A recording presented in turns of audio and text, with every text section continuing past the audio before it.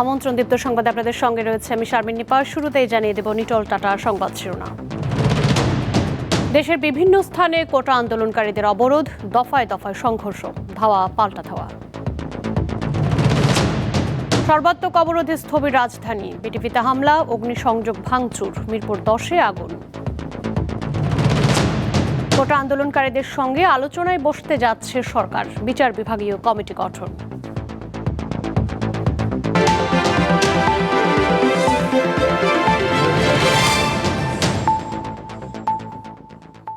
শিরোনাম শুনছিলেন, এবারে যাব বিস্তারিত খবরে। কোটা পদ্ধতি সংস্কারের দাবিতে দেশের বিভিন্ন জায়গায় পুলিশের সাথে আন্দোলনকারীদের ধাওয়া পাল্টা ধাওয়া ও সংঘর্ষের ঘটনা ঘটছে। সকাল থেকে সাভারে ঢাকা আরিচা মহাসড়কে আন্দোলনকারীদের সঙ্গে দফায় দফায় পুলিশের সংঘর্ষ ও পাল্টাপাল্টি ধাওয়া চলছে। চট্টগ্রামে আন্দোলনকারীদের সঙ্গে পুলিশের সংঘর্ষে রণক্ষেত্রে পরিণত হয়েছে শাহ আমানত সেতু এলাকা। বরিশালে বাস চলাচল বন্ধ, মাঠ দখলে নিয়েছে ছাত্র ও শ্রমিক লীগ। আন্দোলনকারীদের সঙ্গে মাঠে নেমেছে বিএনপি নেতারা। কুমিল্লা বিশ্ববিদ্যালয়ের শিক্ষার্থীরা সকাল থেকে বিক্ষোভ করছে। পাবনায় সাধারণ শিক্ষার্থীদের সঙ্গে ছাত্রলীগের ধাওয়া পাল্টা ধাওয়া ও গোলাগুলির ঘটনা ঘটেছে। এছাড়া ঢাকা পাবনা মহাসড়ক অবরোধ করে বিক্ষোভ করছে পাবনা বিজ্ঞান ও প্রযুক্তি বিশ্ববিদ্যালয়ের শিক্ষার্থীরা। রাজশাহীতে কোটা আন্দোলনকারীদের সাথে আওয়ামী লীগ ও পুলিশের ধাওয়া পাল্টা ধাওয়ার ঘটনা ঘটেছে।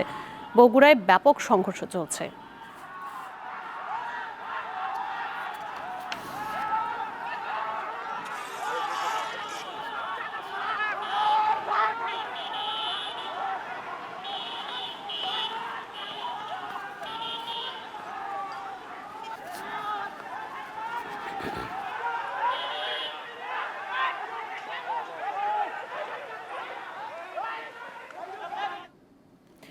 দিনাজপুরে আন্দোলনকারী শিক্ষার্থীদের সাথে পুলিশের দফায় দফায় সংঘর্ষ হয়েছে। এতে পুলিশ সহ আহত হয়েছে অন্তত 25 জন। বিস্তারিত জানাতে যোগ দিচ্ছেন সহকর্মী সুলতান মাহমুদ। দিকে আন্দোলনকারী ছাত্ররা দিনাজপুর জেলা স্কুল থেকে একটি বিশাল বিক্ষোভ মিছিল বের করে শহরের লিলির মোড় হয়ে মডার্ন মোড় হয়ে কলেজ মোড়ে যাওয়ার পথেই বাসুনিয়াপট্টি আওয়ামী লীগের দলীয় যে কার্যালয় রয়েছিল সেখানে কিন্তু তারা প্রবেশ করে এবং এর পর্যায়ে আওয়ামী লীগের ছাত্রলীগ এবং আওয়ামী লীগের একটি কর্মসূচি চলছিল। সেখানে সেই কর্মসূচির উপরে আন্দোলনকারী শিক্ষার্থীরা কিন্তু সেখানে হামলা করার এক পর্যায়ে কিন্তু সেই সময়ে প্রায় 7-8টি মোটরসাইকেল ভাঙচুর সহ দলীয় কার্যালয়কে ভাঙচুর করে। শহরে প্রতিটি স্থানে কিন্তু একেবারেই রণক্ষেত্রে পরিণত হয়। এরপরে দ্বিতীয় দফায় আবার আন্দোলনকারী শিক্ষার্থীরা একত্রিত হয়ে আবার বাসুনিয়াপট্টির আওয়ামী লীগের যে দলীয় কার্যালয় রয়েছে এবং জেলা আওয়ামী লীগের কার্যালয় এবং শহর আওয়ামী লীগের যে দলীয় কার্যালয়, এই দুটি কার্যালয় পাশাপাশি থাকার পরও সেখানে আবার দ্বিতীয়বারও কিন্তু হামলা করে। এক পর্যায়ে আবার পুলিশের সাথে আওয়ামী লীগ এবং আন্দোলনকারীদের ত্রিমুখী একটা সংঘর্ষের ঘটনা ঘটে। এরপরে পুলিশের যে ছত্রভঙ্গ করার জন্য টিয়ার সেল এবং শটগান থেকে রাবার বুলেট সহ বেশ কিছু কিন্তু আজকে এই বিক্ষোভকারীদের উপরে পুলিশ হামলা করে। শহরের মানুষ কিন্তু অনেকটাই আতঙ্কে দিনাতিপাত করছে। সুলতান মাহমুদ, দীপ্ত টেলিভিশন, দিনাজপুর। রাজধানীতে কমপ্লিট শাটডাউন বা সর্বাত্মক অবরোধ কর্মসূচি পালন করছে কোটা আন্দোলনকারীরা। কর্মসূচির পক্ষে সকাল থেকে রাজধানীর বিভিন্ন স্থানে নামে আন্দোলনকারীরা। একাধিক জায়গায় সংঘর্ষের ঘটনা ঘটেছে। মিরপুর 10 নম্বর গোল চত্বরে পুলিশ বক্সে আগুন দেয় আন্দোলনরত শিক্ষার্থীরা। এই সময় ফুটওভার ব্রিজেও আগুন দেয় তারা। কোটা সংস্কার দাবিতে রাজধানীর মিরুলবাড্ডায় আন্দোলন করে ব্র্যাক বিশ্ববিদ্যালয়ের শিক্ষার্থীরা। সকাল 10:30টার পর শিক্ষার্থী জড়ো হয়ে রাস্তা অবরোধ করে আন্দোলন শুরু করে। পরে পুলিশের সঙ্গে ধাওয়া পাল্টা ধাওয়া হয়। এদিকে রামপুরার বিটিভি ভবনে হামলা চালিয়েছে কোটা আন্দোলনকারীরা। দুপুর 3টার পরে আন্দোলনকারীরা বিটিভি ভবনের মূল ফটক ভেঙে প্রবেশ করে। এই সময় ভেতরে থাকা কয়েকটি গাড়িতে ভাঙচুর করে তারা, আগুন দেয় গাড়িতে।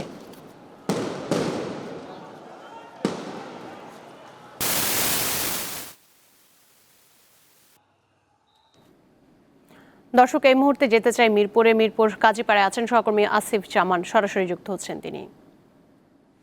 আসিফ, কাজীপুরে এই মুহূর্তের পরিস্থিতি কেমন দেখছেন, আমাদের জানাবেন।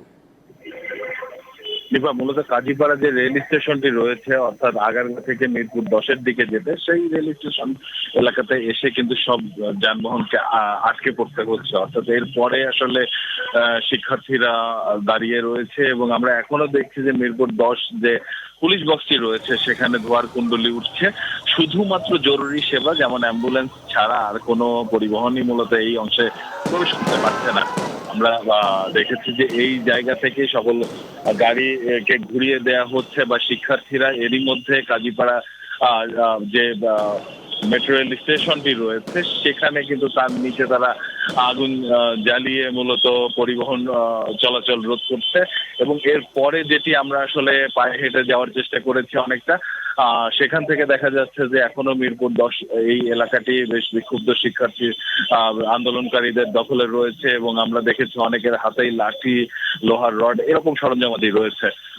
মূলত এখানে তারাই এই পুরো সড়ক জুড়ে অবস্থান করছেন এবং যেটি আপনি বলছিলেন যে পুলিশ বস্তে আগুন জ্বালিয়ে দেয়, সেটি এখনো ধোয়ার কুণ্ডলী আকারে জ্বলছে। আমরা এরকম দৃশ্য দেখতে পাচ্ছি। এছাড়াও মিরপুর 1 থেকে যে সড়কটি মিরপুর 10-এর দিকে এসেছে সেই সড়কটিও কিন্তু অবরুদ্ধ হয়ে রয়েছে এবং এই আন্দোলনকারীদের দখলে রয়েছে। যে কারণে আসলে এখানে বেশ কিছুটা আতঙ্কের তৈরি হয়েছে। আমরা দেখেছি যে স্থানীয় বা এই মিরপুর এলাকা জুড়ে যে সকল অফিস আদালত রয়েছে সে সকল অফিস থেকে এখন যারা বেরোচ্ছেন তাদেরকে পায়ে হেঁটে আসলে দূর দূরান্ত যেতে হচ্ছে। অনেকে আবার এই পথে যেতে অনেকটা ঝুঁকি অনুভব করছেন, এরকম দৃশ্য আমাদের চোখে পড়ছে। মূলত এই অবস্থা সাধারণ শিক্ষার্থীরা কোনো ধরনের যানবাহন যেতে না দেয় তারা আসলে পায়ে হেঁটে ছাড়া অবস্থা আর কোনো গন্তব্যে যাওয়ার জন্য আর কোনো তাদের উপায় নেই। সুতরাং সেটিও আসলে এক ধরনের বিষয় হয়ে দাঁড়িয়েছে। আমরা দেখছি যে শিক্ষার্থীরা এই যে মেট্রো রেল স্টেশন সেখান পর্যন্ত দাঁড়িয়ে আছেন এবং তারা মূলত অনেককে আসলে দেখছেন যে কি ধরনের মানুষ বা কারা আসলে চলাচল করছেন, কিছু সন্দেহ হলে পরিচয় নিশ্চিত হওয়ার চেষ্টা করছেন। এ ধরনের বিষয়গুলো কিন্তু ঘটছে। মাঝে মাঝে তারা জোরে স্লোগানও দিয়ে উঠছেন এবং যে কারণে কিন্তু এই সড়ক জুড়ে আরো আতঙ্ক ছড়িয়ে পড়ছে। এবং সড়কের মাঝে যে ধরনের শৃঙ্খলা সাধারণত থাকে যান চলাচলের ক্ষেত্রে সেটি একেবারেই নেই এবং এই সড়কে কোনো ধরনের গণপরিবহনও আমরা চলাচল করতে দেখিনি, যে কারণে ভোগান্তি কিন্তু হচ্ছে। এখানে শুধুমাত্র বিক্ষুব্ধ আন্দোলনকারীরাই কিন্তু রয়েছে এবং যেটি তারা করেছেন যে মিরপুর 1-এর দিকে যে সড়কটি রয়েছে আমরা সেই সড়কের বিষয়ে শুধুমাত্র জানতে পেরেছি, কিন্তু সেদিকে যাওয়া অনেকটাই অসম্ভব হয়ে পড়েছে কারণ সড়ক জুড়েই আন্দোলনকারীদের অবস্থান এবং সেখানে মূলত এই জায়গাগুলোতে বিক্ষুব্ধ আন্দোলনকারীরা অবস্থান করায় সেটাও বেশ ঝুঁকিপূর্ণ হয়ে পড়েছে। নিপা, এই ছিল মিরপুর থেকে আমার কাছে থাকা সর্বশেষ। দর্শক, এতক্ষণ আমাদের সঙ্গে যুক্ত ছিলেন সহকর্মী আসিফ জামান। আপনাকে অনেক ধন্যবাদ আমাদের সঙ্গে যুক্ত থাকবার জন্য। দর্শক, এই মুহূর্তে রাজধানীর রামপুরায় আছেন সহকর্মী মেহেদি হাসান, তার কাছে জানবো ওই এলাকার সবশেষ পরিস্থিতি। মেহেদি, বিটিভিতে হামলার ঘটনা ঘটেছে এবং সেখানকার এখন সবশেষ পরিস্থিতি কেমন দেখছেন আমাদের জানাবেন। নিপা, এখানেও আসলে একটি থমথমে অবস্থায় বিরাজ করছে।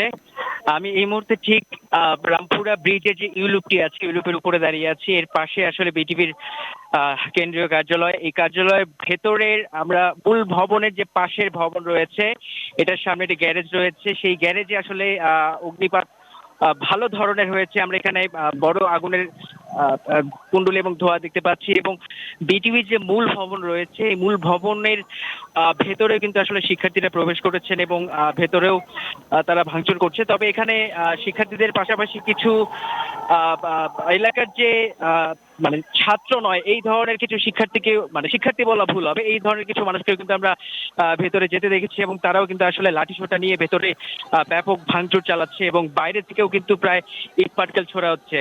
আমরা এখন আসলে দেখতে পাচ্ছি বিটিভির ভেতরে যে অবস্থা।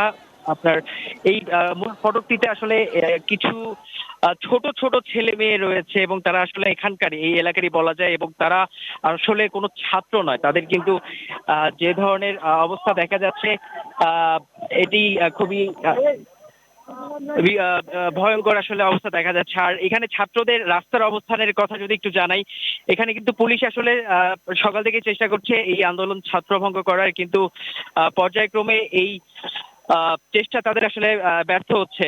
কারণ আমরা এখানে 4টার দিকে উপস্থিত হয়েছি, 4টার কিছুক্ষণ আগ থেকে এই রামপুরা ব্রিজের ঠিক কাছেই পুলিশ আসলে এখানে টিয়ার শেল এবং sound grenade, bullet, rubber bullet এগুলো কিন্তু আসলে ছুটছিল, যার ফলে শিক্ষার্থীরা সামনে এগোতে পারছিল না। কিন্তু তাদের এই টিয়ারশেল, সাউন্টেনে, টাবার বুলেট এগুলো যখন তাদের ফুরিয়ে এসেছে, তারা কিন্তু পেছনে যেতে বাধ্য হয়েছে। পুলিশ তাদের যে অবস্থানে ছিল এই অবস্থান থেকে পিছিয়ে আরো মালিবাগের দিকে এগিয়ে গিয়েছে, এবং ছাত্ররাও তাদের অবস্থান পুলিশের দিকে অগ্রসর হয়ে তারাও আসলে অবস্থান নিয়ে আছে। এবং এই মুহূর্তে ঠিক রামপুরার ব্রিজের যে জায়গাটি, এখানে কিন্তু বেশ কয়েকটি বাস রাস্তার মধ্যে আড়াআড়ি করে ছাত্ররা সকাল থেকে রেখেছেন, এবং এখানে সংঘর্ষের মাত্রাটাও আসলে অতিমাত্রায় দেখতে পাচ্ছি। এবং এখন এই মুহূর্তে ঠিক এই রামপুরার ব্রিজের আশেপাশে পুলিশের কোনো উপস্থিতি নেই, তবে ছাত্ররা এখানে শক্তভাবে অবস্থান নিয়ে রয়েছেন, এবং এখানকার অবস্থা আসলে ক্রমান্বয়ে খারাপের দিকে যাচ্ছে। এখন বিটিভির যে অংশের দিকে আমরা আছি, এই দিকে কিন্তু প্রচন্ড কালো ধোঁয়া ছড়াচ্ছে, অগ্নিকাণ্ডের অবস্থা একটু ভয়ানকের দিকে আমরা দেখতে পাচ্ছি। এই ছিল আমার কাছে রামপুরার খবর। মেহেদী, আপনাকে অনেক ধন্যবাদ আমাদের সঙ্গে যুক্ত থাকবার জন্য। দর্শক, এবারে রাজধানীর যাত্রাবাড়ি এলাকার খবর জানাতে চাই। সেখানে আছেন সহকর্মী সোহাগ আহমেদ, তার কাছে জানবো সবশেষ অবস্থা। সোহাগ, যাত্রাবাড়ি এলাকার এখনকার সবশেষ পরিস্থিতি কেমন দেখছেন, আমাদের জানাবেন। শারমিন, ধাওয়ার পাল্টা ধাওয়া দিয়ে কিন্তু এখনো চলছে যাত্রাবাড়ির এই এলাকাটা, এবং মুহুর্মুহু কিন্তু বোমা বিস্ফোরণ, তারপরে হচ্ছে গুলি, রাবার বুলেট, টিয়ারশেল নিক্ষেপ, এগুলোর মধ্যে দিয়ে কিন্তু সকাল থেকে এই আন্দোলন চলছে। আন্দোলনকারীরা কিন্তু কোনোভাবেই পিছু হটছে না। পুলিশও কিন্তু তাদেরকে ছত্রছাড়ার জন্য চেষ্টা করছে, অনেকবারই তাদেরকে কিন্তু ধাওয়া পাল্টা ধাওয়া দিয়েছে, কিন্তু কোনোভাবে তারা কিন্তু পিছু টান নিচ্ছে না। আমরা একটু আগে যে হামলাটা দেখলাম, সেখানে কিন্তু দেখতে পেলাম সব ছোট ছোট বাচ্চারা, এই যে মাত্র আমার সামনে একটি বাচ্চা দেখলাম রক্তাক্ত অবস্থায়, তার মাথা ফেটে রক্ত বেরোচ্ছে। পুলিশ তাকে উদ্ধার করছে, পুলিশ তাকে উদ্ধার করে হাসপাতালের দিকে নিয়ে যাচ্ছে, কিন্তু অন্যান্য যে সাধারণ পাবলিক আছে তারা কিন্তু তার উপরে কিন্তু চড়াও হওয়ার চেষ্টা করছে, কিন্তু পুলিশ কোনোভাবেই তার কাছে সাধারণ মানুষদের কিন্তু যেতে দিচ্ছে না। আরেকটি বিষয় হচ্ছে 30 মিনিট আগের ঘটনা, সেটি হচ্ছে মোহাম্মদ হানিফ ফ্লাইওভারে একটি বাচ্চা কিন্তু পড়ে থাকতে দেখা গিয়েছে। এখানে কিন্তু অনেকক্ষণ একটা বাচ্চার মৃতদেহ পড়েছিল, বাচ্চা বলা যাবে না, হয়তো 12-14 বছরে এক যুবক কিন্তু পড়ে থাকতে দেখা গিয়েছে। পরবর্তীতে তাকে কিন্তু আন্দোলনকারীরা নিয়ে গিয়েছে, সে মারা গিয়েছে, এটা আর কি দেখে বোঝা যাচ্ছে। তো এরকমের ভাবেই কিন্তু যাত্রাবাড়িতে চলছে। একবার হচ্ছে আন্দোলনকারীরা যাত্রাবাড়ি থানার দিকে আক্রমণ করছে, আবার সম্মিলিতভাবে পুলিশ কিন্তু তাদেরকে প্রতিহত চেষ্টা করছে। আপনি এখনো শুনতে পাচ্ছেন যে মুহুর্মুহু কিন্তু গুলির আওয়াজ শোনা যাচ্ছে, অর্থাৎ আন্দোলনকারীরা কোনোভাবেই তাদের এই পথ ছাড়ছে না, তারা আন্দোলন করেই যাচ্ছে, অবরোধ করে যাচ্ছে। তারা বিভিন্ন জায়গায়, সড়কের বিভিন্ন জায়গায় কিন্তু আগুন জ্বালাচ্ছে, ইট পাটকেল ছুটছে। এভাবেই কিন্তু যাত্রাবাড়িতে একটি রণক্ষেত্র পরিণত হয়েছে। শারমিন। সোহাগ, আপনাকে অনেক ধন্যবাদ আমাদের সঙ্গে এতক্ষণ যুক্ত থাকবার জন্য। কিশোরগঞ্জের রথখোলা থেকে আন্দোলনের খবর জানাচ্ছেন সহকর্মী শাহিন আলম। আপনারা জানেন যে আসলে সারা বাংলাদেশের যেই কোঠা বৈষম্যের বিরুদ্ধে যে এই আন্দোলন আসলে চলছে, সেটির জেরে কিন্তু কিশোরগঞ্জেও কিন্তু আজকে ঠিক সকাল থেকেই কিন্তু ত্রিমুখী সংঘর্ষে জড়িয়ে পড়েছে কোঠা বৈষম্যকারী এবং ছাত্রলীগ, যুবলীগ এবং পুলিশ সহ আসলে একটি ত্রিমুখী সংঘর্ষ কিছুক্ষণ আগে কিন্তু কিশোরগঞ্জ শহরে ঘটে গিয়েছে। সকাল 11:30টার দিকে কিন্তু যারা আসলে আন্দোলনকারী রয়েছেন তারা একটা মিছিল বের করে যখন শহরের গৌরঙ্গ বাজার এলাকাতে আসে, সেই গৌরঙ্গ বাজার এলাকা থেকে যখন তারা আসলে স্টেশন রোডের দিকে যখন আসলে তারা যাওয়ার চেষ্টা করে, তখনই কিন্তু আসলে একটি ছাত্রলীগ, যুবলীগের একটি যে কর্মীরা রয়েছেন তারা কিন্তু আসলে তাদেরকে বাধা দেওয়ার চেষ্টা করে, এবং স্টেশন রোড থেকে কিন্তু আন্দোলনকারী আসলে যারা রয়েছেন তারা রথখোলা এলাকায় চলে আসলে এখানে কিন্তু আসলে দফায় দফায় আসলে কিন্তু ত্রিমুখী আসলে সংঘর্ষে জড়িয়ে পড়ে।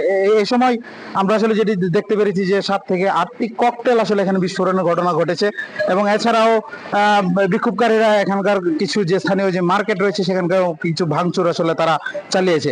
আন্দোলনকারী সহ আসলে প্রায় অর্ধশতাধিক কিন্তু আহত হওয়ার খবর আমরা কিন্তু ইতিমধ্যে পেয়েছি। এছাড়াও কিন্তু কিশোরগঞ্জ যে পুরান থানা একরামপুর এলাকায় কিন্তু থেমে থেমে এখনো পর্যন্ত কিন্তু সংঘর্ষ চলছে বলে আমরা খবর পেয়েছি। এটাও কিন্তু কিশোরগঞ্জ ভৈরব ময়মনসিংহ যে আঞ্চলিক মহাসড়কটি রয়েছে সেটিও কিন্তু আসলে তাদের দখলে নিয়ে নিয়েছেন। তারা কিন্তু আসলে সেখানে অবস্থান নিয়েছেন এবং সেখানেও কিছু ভাঙচুর চালিয়েছেন বলে আমরা সংবাদ পেয়েছি। এ পর্যন্ত কিন্তু কিশোরগঞ্জের সাথে দূরপাল্লার যে যোগাযোগ ব্যবস্থা সেগুলোও কিন্তু আসলে এ পর্যন্ত কিন্তু বন্ধ রয়েছে। তো এই ছিল মূলত আসলে কিশোরগঞ্জ থেকে আমার কাছে সর্বশেষ তথ্য। কোটা সংস্কারের দাবিতে আন্দোলনরত শিক্ষার্থীদের সঙ্গে আলোচনায় বসতে যাচ্ছে সরকার। এজন্য আইনমন্ত্রী আনিসুল হক ও শিক্ষামন্ত্রী মহিবুল হাসান চৌধুরীকে দায়িত্ব দিয়েছেন প্রধানমন্ত্রী শেখ হাসিনা। দুপুরে সংসদ এলাকায় ব্রিফিংয়ে আইনমন্ত্রী এসব তথ্য জানান।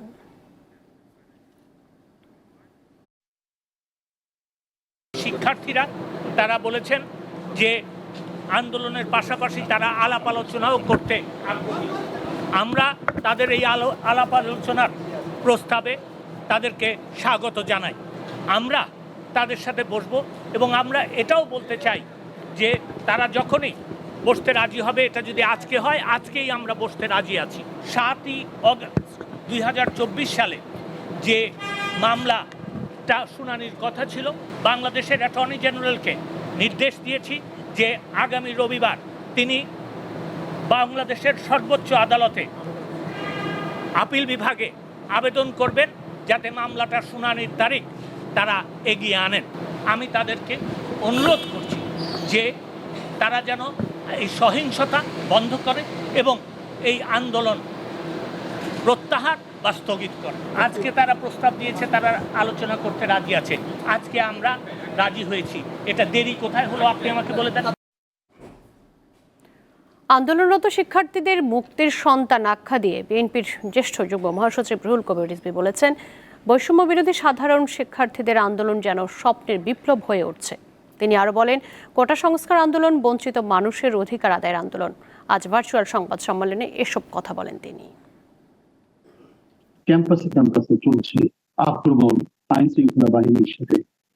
আশেপাশে যে ছাত্রলীগের দুষ্কৃতিকারীরা যারা অধিকাংশই ছাত্র নয়, এই বৈষম্য বিরোধী ছাত্র আন্দোলন যেন স্বপ্নের বিপ্লব বাস্তবায়ন হয়ে উঠছে। বাংলাদেশে কোটা সংস্কারের দাবিতে আন্দোলনকারী ও পুলিশের মধ্যে সংঘর্ষের খবর উঠে এসেছে বিশ্ব গণমাধ্যমে। গত কদিন ধরে চলা এই আন্দোলন সহিংসতায় রূপ নেয়। বিশ্বের বিভিন্ন দেশের প্রভাবশালী সব গণমাধ্যম গুরুত্বের সাথে এ বিষয়ে খবর পরিবেশন করছে। 17 জুলাই বুধবার কাতার ভিত্তিক সংবাদ মাধ্যম আল জাজিরায় বাংলাদেশে চাকরি কোটা নিয়ে বিক্ষোভে টিয়ার গ্যাস ছুড়েছে পুলিশ শিরোনামে একটি প্রতিবেদন প্রকাশিত হয়। একই দিনে ব্রিটিশ বার্তা সংস্থা রয়টার্স কোটা বিরোধী বিক্ষোভে সহিংসতা হত্যার তদন্তের নির্দেশ সরকারের শিরোনামে একটি প্রতিবেদন প্রকাশ করে। এছাড়াও প্রতিবেদন করেছে Hindustan Times, ABC News, Deutsche Welle সহ বিভিন্ন আন্তর্জাতিক গণমাধ্যম।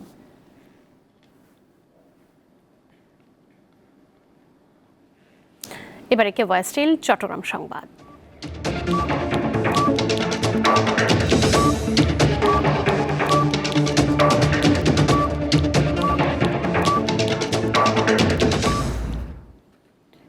চট্টগ্রামের বহদ্দারহাটের বাদুরতলা এলাকা আন্দোলনকারীদের সাথে আইন শৃঙ্খলা বাহিনীর ব্যাপক সংঘর্ষ চলছে। বিস্তারিত জানাতে টেলিফোনে যোগ দিচ্ছেন সহকর্মী রুনা আনসারি। রুনা, সংঘর্ষে হতাহতের কোনো ঘটনা ঘটেছে কিনা আর সবশেষ পরিস্থিতি কেমন দেখছেন আমাদের জানাবেন। মূলত চট্টগ্রামের সকালে চট্টগ্রামের যে নতুন ব্রিজ এলাকায় কোটা বিরোধী আন্দোলনকারীদের সাথে আইনশৃঙ্খলা বাহিনীর সংঘর্ষ ছিল। এরপর দুপুর থেকে এই মুহূর্তে চট্টগ্রামের বহদ্দারহাট বাদুরতলা 2 নম্বর গেট পুরো এলাকা রণক্ষেত্র। এখনো পর্যন্ত দিক থেকে কোটা বিরোধী আন্দোলনকারীরা অবস্থান নিয়ে পুলিশের সাথে সংঘর্ষে জড়িয়ে পড়েছে এবং মাঝখান থেকে আইনশৃঙ্খলা বাহিনী তারা টিয়ার সেল, রাবার বুলেট ছুটছে, আপনারা নিশ্চয়ই শুনতে পাচ্ছেন। এবং চতুর্দিকে যারা কোটা বিরোধী আন্দোলন করেছে তারা চতুর্দিক থেকে ঘেরাও করেছে পাটকেল, বড় বড় পাথর, শিল পাথর, এবং আমরা কিছুক্ষণ আগে একজন পুলিশ সদস্য গুলিবিদ্ধ হয়েছে। ওই যে এখানে আইনশৃঙ্খলা বাহিনী আশঙ্কা করছেন যারা কোটা বিরোধী আন্দোলনকারী আছে তাদের মধ্যে এমন কোনো কেউ আছে যার থেকে অস্ত্র এখানে তারা নিয়ে এসছেন, যার কারণে পুলিশ সদস্য গুলিবিদ্ধ হয়েছে। এবং এখানে আমরা যেহেতু বহদ্দারহাট এলাকায় আছি, বহদ্দারহাট এখানে 6টি রাস্তার মোড় আছে, 6 রাস্তার মোড়, এবং এখানে প্রত্যেকটা ভবনে তারা অবস্থান নিয়ে ফ্লাইওভার অবস্থান নিয়ে তারা চতুর্দিক থেকে পুলিশকে ঘেরাও করে কিন্তু এই পাটকেল, পাথর, বালি এবং লাঠিসোঁটা পর্যন্ত উপর থেকে ফেলছে। হ্যাঁ, তো চতুর্দিক রীতিমতো এখানে ভয়াবহ অবস্থা, এখানে রণক্ষেত্রে পরিণত হয়েছে পুরো এলাকা। এটা আসলে একটি যুদ্ধক্ষেত্রের মতো চলছে এখানে। আইনশৃঙ্খলা বাহিনী তারা চেষ্টা করছে তাদেরকে এখান থেকে যতটুকু পারে হতাহত না হয়ে কোনো ধরনের প্রাণহানি না দিয়ে তাদেরকে এখান থেকে ছত্রভঙ্গ করার জন্য চেষ্টা করছে, কিন্তু কোনোভাবে সেটি সম্ভব হচ্ছে না, যেহেতু দুপুর 2:30 থেকে শুরু হয়েছে, এখনো পর্যন্ত সেটি চলছে। এখানে মুহুর্মুহু গুলির আওয়াজ আপনারা শুনতে পাচ্ছেন। এখানে গ্রেনেডের ঘটনা, গ্রেনেড বিস্ফোরণের ঘটনা ঘটেছে। সব মিলিয়ে চট্টগ্রামের এই মুহূর্তে বহদ্দারহাট, বাদুড়িয়া, নাম্বারকে পুরো এলাকা রণক্ষেত্রে পরিণত হয়েছে এবং আইন শৃঙ্খলা বাহিনীও কিন্তু তারা কোনোভাবে তাদেরকে নির্দিষ্ট করতে পারছে না বা তাদেরকে এখান থেকে পিছু হটাতে পারছে না। কিছুক্ষণ তারা নিষ্ক্রিয় থাকলেও আবার তারা পুনরায় তারা এখানে বিভিন্নভাবে ইটপাটকে জোগাড় করে তারা আবার এখানে জড়ো হচ্ছেন এবং চতুর্দিক থেকে মূলত যেহেতু এটি রাস্তা, মোড় এবং 6টি রাস্তা, এখানে সবকিছু দখলে নিয়ে কোটা বিরোধী আন্দোলনকারীরা তাদের সাথে অন্যান্য দলের যারা রয়েছে তারা কিন্তু একত্রিত হয়ে পুরো এলাকাটির দিকে তারা রণক্ষেত্রে পরিণত করেছে এবং এখন পর্যন্ত এখানে পুরো একটি রণক্ষেত্র অবস্থা। এখানে বেশ কিছু গণমাধ্যম কর্মী আহত হয়েছে, এখানে আইনশৃঙ্খলা বাহিনী আহত হয়েছে। কোটা বিরোধী আন্দোলনে যারা আছে তারা পথচারী। এখানে আসলে আহতের সংখ্যা সঠিকভাবে এই মুহূর্তে বলা কোনোভাবে সম্ভব নয়, কারণ এখানে আমরা কি বলতে গেলে যুদ্ধক্ষেত্রে মাঝখানে আমরা আছি, এখান থেকে আসলে বের হওয়ার কোনো রাস্তা নেই। চতুর্দিক থেকে তারা ঘেরাও করে কিন্তু এখানে সংঘর্ষ চলছে। তারা গণমাধ্যম কর্মীদেরকে দেখলেও কিন্তু তারা খেপে আসছে এবং গণমাধ্যম কর্মীদেরকে তারা গণমাধ্যম কর্মীদের উপরও তারা কিন্তু খেপছে এবং তাদের উপর হামলা করার চেষ্টা করছে। সব মিলিয়ে চট্টগ্রামের এই মুহূর্তে পুরো নগরী কিন্তু রণক্ষেত্রে পরিণত হয়েছে এবং চট্টগ্রামের এই এলাকাটি বহদ্দারহাট, হাতিরতলা এবং চকবাজার পুরো এরিয়াটি, পুরো চট্টগ্রামের মূল যে এরিয়াটি কিন্তু এখন রণক্ষেত্রে পরিণত হয়েছে এবং সংঘর্ষ চলছে। দুপুর থেকে এখনো পর্যন্ত সংঘর্ষ চলছে। নিপা। দর্শক, চট্টগ্রাম থেকে টেলিফোনে এতক্ষণ যুক্ত ছিলেন সহকর্মী রুনা আনসারি। রুনা, আপনি নিজেও সাবধানে থাকুন। রাজধানীর আন্তর্জাতিক বঙ্গবন্ধু সম্মেলন কেন্দ্রে 3 দিন ব্যাপী Bangladesh international aquaculture and sea food show এর উদ্বোধন করেছেন প্রধানমন্ত্রী শেখ হাসিনা। বৃহস্পতিবার অনুষ্ঠান উদ্বোধন করে তিনি বলেন, দেশের মৎস্য সম্পদের উন্নয়নে সরকার কাজ করছে। 2041 সালের মধ্যে 85 লাখ মেট্রিক টন মাছ উৎপাদনের লক্ষ্যমাত্রা রয়েছে। প্রধানমন্ত্রী শেখ হাসিনা বলেছেন, বাংলাদেশ ছোট ভূখণ্ড হলেও রয়েছে বেশ কিছু বৈচিত্র্যময় সম্পদ, এর মধ্যে অন্যতম সামুদ্রিক সম্পদ। সামুদ্রিক মৎস্য আহরণ ও রপ্তানির মাধ্যমে দেশের বৈদেশিক মুদ্রা অর্জন সম্ভব। তিনি যুব সমাজকে মৎস্য খাতে কাজ করার আহ্বান জানান। গভীর সমুদ্র থেকে মৎস্য আহরণে বিদেশি বিনিয়োগের আহ্বান জানান প্রধানমন্ত্রী।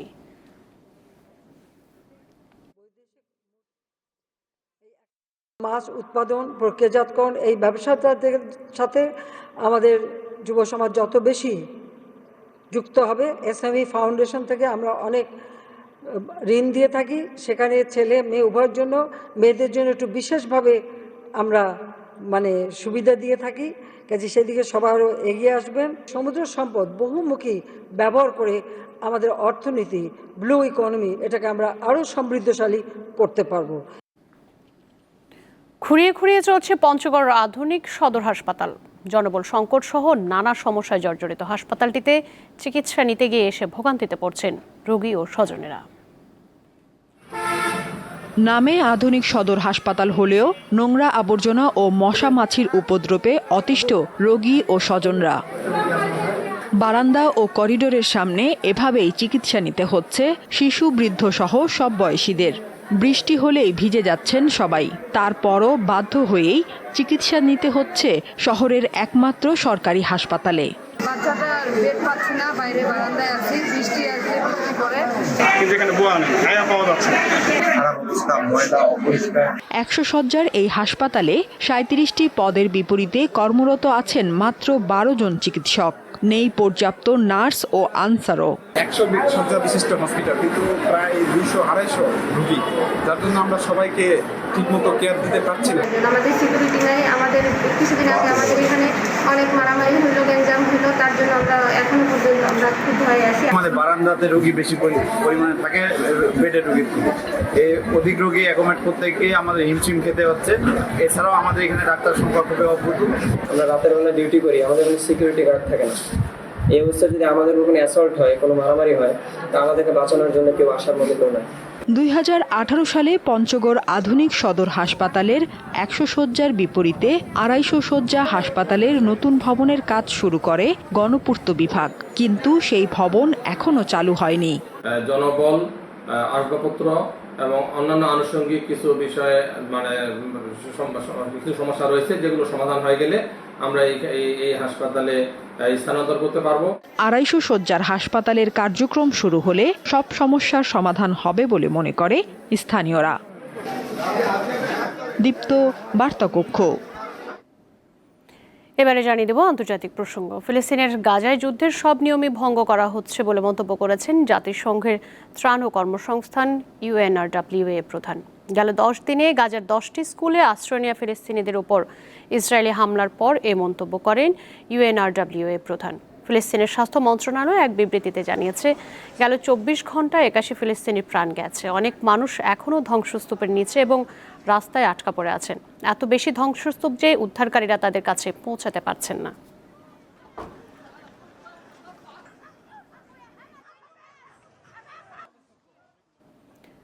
কোটা সংস্কার আন্দোলন নিয়ে ব্যাপক সহিংসতা ছড়িয়ে পড়েছে সারা দেশে। এমন পরিস্থিতিতে সামাজিক যোগাযোগ মাধ্যমে নিজেদের মতামত জানাচ্ছেন তামিম, মাহমুদুল্লাহ, মুশফিক সহ ক্রীড়াঙ্গনের অনেকেই। সরকারি চাকরিতে কোটা সংস্কারের দাবিতে ছাত্র ছাত্রীদের আন্দোলন নিয়ে সামাজিক যোগাযোগ মাধ্যমে পোস্ট করেছেন ক্রিকেটার তামিম ইকবাল। নিজের অফিসিয়াল ফেসবুক পেজে বাংলাদেশের সাবেক অধিনায়ক লিখেছেন, চলমান সংঘাত নিয়ে তার মন বেশ অস্থির। জাহাঙ্গীরনগর বিশ্ববিদ্যালয়ের ছাত্র হিসাবে ভাই বোনদের উপর আর কোনো সহিংসতা দেখতে চান না জানিয়ে পোস্ট করেছেন পঞ্চপাণ্ডবের একজন মুশফিকুর রহিম। মাহমুদুল্লাহ রিয়া তার পোস্টে লেখেন, বর্তমানে দেশের সার্বিক পরিস্থিতি কোনোভাবেই কাম্য নয়। জাতীয় দলের পেসার তাসকিন আহমেদ আর কোনো সংঘাত না করে আলোচনার মাধ্যমে সমাধানের অনুরোধ জানিয়েছেন। ব্যাটার লিটন দাস তার পোস্টে বলেন, কোথাও কোনো রক্তপাত, কোনো মৃত্যুই কেউই দেখতে চায় না। দেশের তরুণরাই আগামীর ভবিষ্যৎ।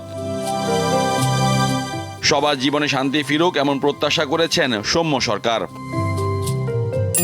কোটা সংস্কারের দাবিতে শিক্ষার্থীদের আন্দোলন সারা দেশে ছড়িয়ে পড়েছে। এমন পরিস্থিতিতে শিক্ষার্থীদের জন্য মন কাঁদছে জাতীয় দলের পেসার শরীফুল ইসলামের। সামাজিক যোগাযোগ মাধ্যমে জানান, ক্রিকেটার হলেও তিনি একজন ছাত্র, চান না আর কোনো ছাত্রছাত্রীর রক্ত ঝরুক। একইভাবে ঢাকা বিশ্ববিদ্যালয়ের শিক্ষার্থীদের উপর হামলা নিন্দা জানিয়ে তাহিদ হৃদয় লেখেন, প্রাণের ঢাকা ইউনিভার্সিটি আর রক্তাক্ত না হোক। এছাড়া ক্রিকেটারদের বাইরে কোটা আন্দোলন নিয়ে পোস্ট করেছেন দেশসেরা আর্চার রোমান সানাও। তবে নারী ক্রিকেটার রুমানা আহমেদ নিজের ফেসবুক পেজে কোটা আন্দোলন ইস্যুতে পোস্ট করার কিছু সময় পরই তা সরিয়ে নেন। এছাড়া সাকিব আল হাসান ও মাশরাফি বিন মুর্তজাও কোনো মন্তব্য করেননি। মোহাম্মদ হাসিব, দীপ্ত স্পোর্টস। দর্শক, দীপ্ত সংবাদ শেষ করব, কিন্তু তার আগে জানিয়ে দেব নিটল টাটার সংবাদ শিরোনাম আরও একবার। দেশের বিভিন্ন স্থানে কোটা আন্দোলনকারীদের অবরোধ, দফায় দফায় সংঘর্ষ, ধাওয়া পাল্টা ধাওয়া। সর্বাত্মক অবরোধে স্থবির রাজধানী, বিটিভিতে হামলা, অগ্নিসংযোগ, ভাঙচুর, মিরপুর 10-এ আগুন। কোটা আন্দোলনকারীদের সঙ্গে আলোচনায় বসতে যাচ্ছে সরকার, বিচার বিভাগীয় কমিটি গঠন।